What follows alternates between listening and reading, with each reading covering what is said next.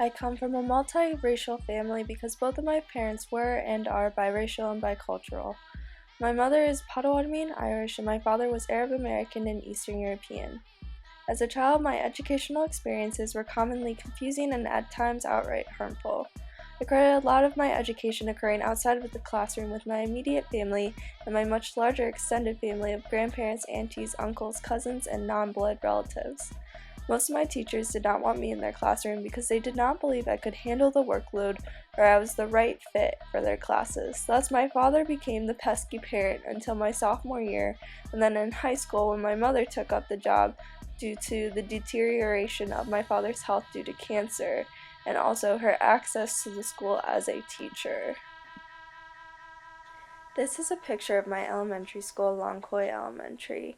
It has been difficult to locate the demographics for the elementary school, but it still receives Title I funding, and I remember as a child up until middle school or high school we had a Head Start program, but I believe it has closed since then due to changing demographics of Kent from 2004 to 2005 on. Unlike Amanda Lewis's examples of the pesky parents for their biracial children who were typically white and mothers, my father was recognizably a man of color who had dropped out of high school and later obtained his GED. I remember in second grade, my parents wanted me to be in Miss Boatsman's class. I remember hearing that Miss Boatsman was super strict, old, and I knew she was the only teacher of color at Longkoy. So second grade came along and there were either 27 or 29 students in my class, while the other two second grade classes had either 21 or 22 students or below. Plus, I remember almost all the kids in my class were either students of color and or coming from families with a low socioeconomic status. I remember my dad writing to the school board, the superintendent, and other school officials, and even going into school board meetings, but receiving no tangible responses or solutions. And my mother was also very wary about becoming too involved since she was a high school sped teacher in the school district. By the middle of the third grading period, around March, I believe, Miss Boatsman had been diagnosed with mono, or at least that's what they told us, and she later retired that summer. We had a sub for the rest of the year, and still our class size remained the same. Throughout my education, many of my teachers, principals, and other school officials did not take my father seriously.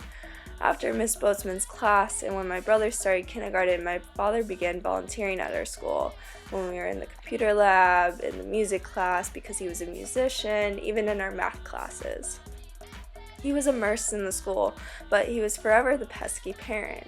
He would always advocate for us, and it more so worked for my brother. However, the first time I remember really working for me was in 8th grade when he fought with my older middle-class white female math teacher about how I needed to be placed in the Algebra 1 class. I don't know what changed her mind, but I was placed in that class. And so that definitely set me up for what would come in high school and how my mom would continue to advocate for me once I got to the high school. Finally, I have one last story to share. So after Mr. Shaw in 9th, 10th, and 11th grade, I had two teachers for history. They were both older, white, upper middle class, and they relied on banking teaching methods. I remember just taking notes for the entire class period off of the overhead projector. And so one conversation that I had with my 11th grade AP Gov teacher will stay with me forever. And so that was the first time I had ever had another Indigenous student in my class, and so we stuck together. However, that day, Mr. Fisher had been bragging about how he was a descendant of General Custer, and I asked him why that was something to be proud of. His response was casual, and it somehow led to him asserting that what happened to Native Americans was not genocide. And when he made that statement, I froze and just reflected on everything that I had experienced and just thinking about the complete disregard of Native culture and history that had occurred throughout my educational experience. Um, my experience of, having to read about native savages in my textbook, people saying my name wrong and thinking it was funny and okay to joke around with me by saying my name wrong, and teachers thinking that I wasn't good enough to be in their classes. And so everything just came boiling up, especially with how much I just hated my school and how much I wanted to leave. And so all I could get out was just a raging, "What? Who do you think you are? And how did you become a teacher? And have you not studied history? Do you not remember the smallpox blankets, the wars, the removals?"